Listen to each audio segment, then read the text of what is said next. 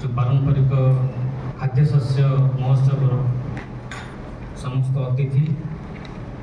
आम मंचासीर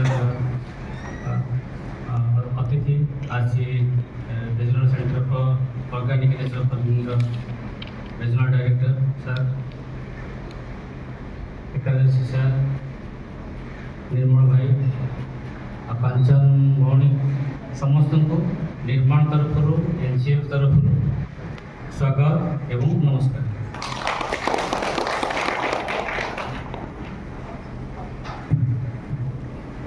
आज आम जो मिलेट्स बा लोकल फूड फेस्टिवलटा करने को जाऊँ यहाँ 2011 मसीह निर्माण मिलेट्स को प्रमोशन कर मुख्य भूमिका नहीं आसी अनेक स्वेच्छासेवी संगठन सहयोग तार लंबा समय भर देखा गले दीर्घ 15 वर्ष पाखापाखि यदि यात्रा आम देखा मिलेट्स को लेकिन जो मांडी जातीय शस्य अन्य पारंपरिक जो खाद्य शस्य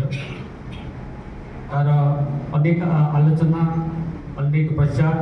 एवं सरकार नीति नियम अनेक परिवर्तन घटी किंतु जदि आम देखा जे ये जो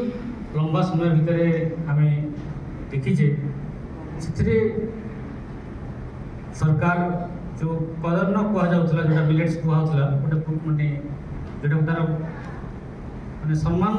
गोटे शस्य को नदेला भाई जो नामकरण से भाव में रूपांतरित घटी अर्थ जे मिलेट्स बा मांडी जातीय शस्य को बर्तमान प्राधान्य गुरुत्व सरकार नीति नियम एवं कार्यक्रम से प्रदर्शन कर सब सत्वे मांडिया जातीय शस्य जो भाव में कमी जाइथिला अनेक पारंपरिक शस्य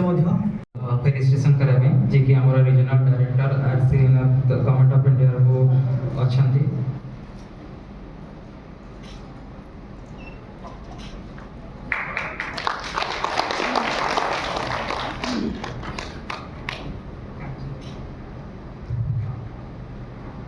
तापर मु सम्मानित करिया को अनुरोध करी डॉक्टर एकादशी नंदी सर को स्टेट कन्वीनर एनसीएन